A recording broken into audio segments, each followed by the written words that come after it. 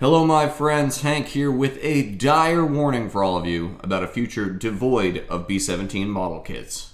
Okay, so maybe I'm being a bit dramatic, but if you are at all interested in the possibility of building up a B-17 model in the coming year, then listen up. As I'm sure many of you know, Tom Hanks and Steven Spielberg's much anticipated miniseries Masters of the Air is slated to come out on Apple TV on January 26th. This will be the third installment of the Hanks Spielberg World War II trilogy following Band of Brothers in 2001 and The Pacific in 2010. And Masters of the Air is going to focus on the men of the U.S. 8th Air Force during World War II, and specifically the B-17 bomber crews of the 100th Bombardment Group.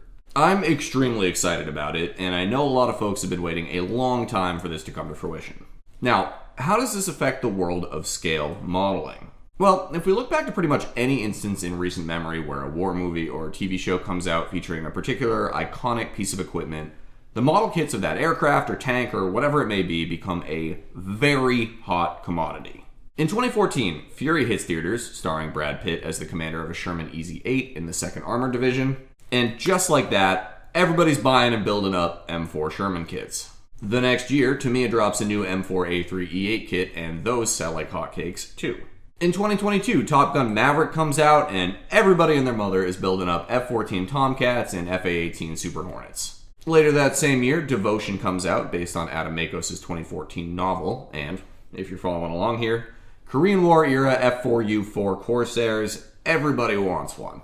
We get a big movie or a show featuring one of these vehicles, and they're moving to the top of every builder's wish list. Now, there's absolutely nothing wrong with that whatsoever. It's wonderful that these shows are keeping these iconic pieces of military history in the public spotlight. That is fantastic. But if you want to be one of those folks watching Masters of the Air and building up your own B-17 kit, then heed this advice. Act now.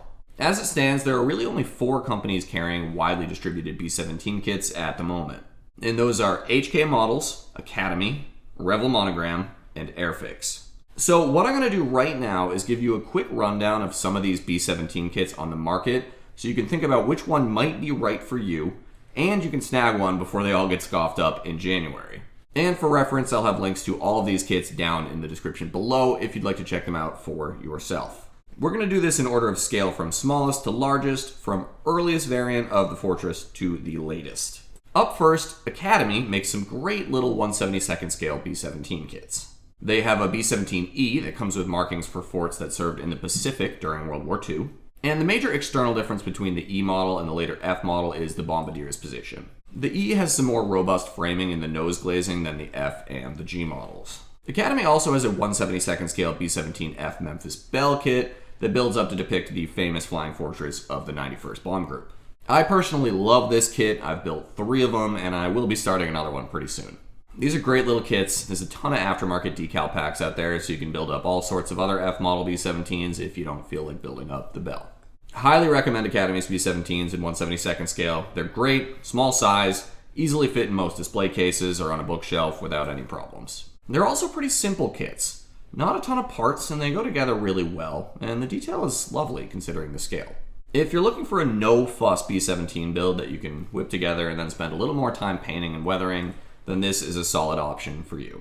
Other than Academy, Revell also makes a pair of B-17s in 1/72nd scale. Revell's offerings start with the F model fort, which also happens to be a Memphis Belle boxing.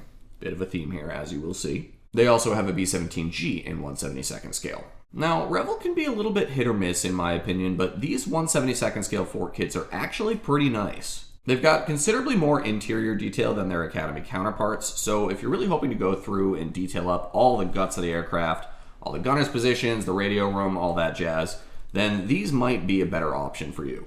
The Revell kits also have moving control surfaces, so you can position those however you want. And they have a few more options for the armaments layouts, the navigator's perspex, some stuff like that. As with the Revell kits, really user-friendly scale at 1/72nd for display purposes, so a solid choice if you like building up 1/72nd scale kits. And finally, Airfix also has a couple of B-17 kits in 1/72nd. The only one that I could find available right now anywhere was the G model, however. As far as complexity and detail go, these are more on par with their Revell counterparts that we just talked about. High part count, lots of options for positioning, full interior, engine sub-assemblies. Very nice little kits. If you're looking for a more involved build, I'd recommend checking out both the Airfix and the Revel kits on scalemates.com. Take a peek at the instruction booklets and see which one feels right for you. Now, moving out of 1/72nd scale and up to 1/48 scale, get into the big boys. In 1/48 scale, we've got two options for the B-17F and two options for the B-17G. First up, we've got Revel's B-17F, once again, a Memphis Belle kit. Now, this is a classic kit. It's been around for a long time, and it's one that's very near and dear to my heart. This is the very first model kit that I ever built.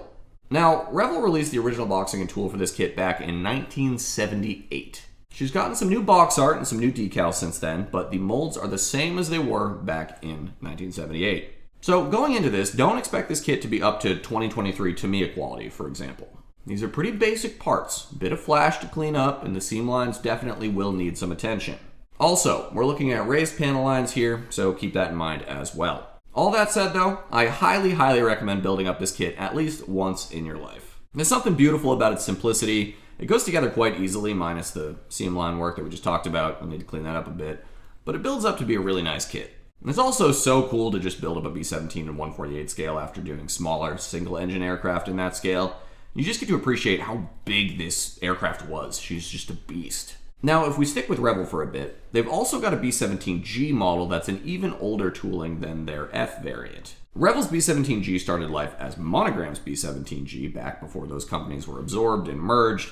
There's been a whole bunch of ownership and name changes since then, but we really don't need to get into all that now. This B-17G tooling was first released back in 1975, and like its cousin, the F model, pretty much nothing has changed since then. A few reboxings, some new art, some new decals, but we're still looking at 70s toolings here. Once again, I definitely recommend building this kit at least once. The B-17 behind me is one of those Revel G models, and I'm working on refurbishing another one, as we speak, right now as well. Simple kits, but you can do some really nice stuff with them. Also, as with the 1/72nd scale kits, there are a ton of aftermarket companies making decal packs, so you can build this kit up as a whole slew of ships that served during the Second World War. Now, the other option that we have in 1/48 scale is HK models. If the Revel Monogram 1/48 B-17s are at one end of the simplicity spectrum, these are on the complete other side. These kits are thorough. Lots and lots of parts, lots and lots of detail, full interiors, bunch of options for positioning, the whole 9 yards. HK Models currently offers a B-17F and a B-17G early version in 1/48 scale. They're both beautiful kits. The G was released in 2019 and the F was released in 2021, so you know these are modern, high-quality toolings, especially compared to the Revel offerings, which are over 40 years older than them. If you're looking for an extended project that you can really detail up, then these kits are for you. Now, the only hang-up with these HK kits, as you might expect, is the price. 1/48 scale 4-engine bombers are big, not only because this is a highly detailed kit, but because it's just a lot of plastic in general. It's a big kit. Both HK kits are currently going for over $100, while the Revel Monogram kits are right around $60, so about double the price for either HK option. Now, if you're absolutely out of your mind, HK Models also offers 3 B-17s, an EF, an F, and a G, in 1/32nd scale. These kits are enormous. The wingspan is over 3 feet long. Big plane. Like their smaller 1/48 scale counterparts, though, these HK kits have a bananas amount of detail. I'm sure you could easily spend a year working on just this kit if you wanted to, and you might not even be done with it then, depending on your work schedule. These things are involved. Worth noting here, I'm not as concerned about these 1/32nd scale kits running out of stock everywhere once Masters of the Air hits Apple TV. And that's because they cost between $360 and $400. These are certainly not a casual pickup. If you are excited about a huge project like this, though, they are certainly available. Links down in the description below. So there you have it. Masters of the Air is releasing on January 26th, which officially is going to mark the start of Flying Fortress season. So act now, snag yourself that B-17 kit you've been thinking about, and be sure to check out my new series on painting and weathering the B-17 right here. Until next time, my friends, be well, happy building, cheers.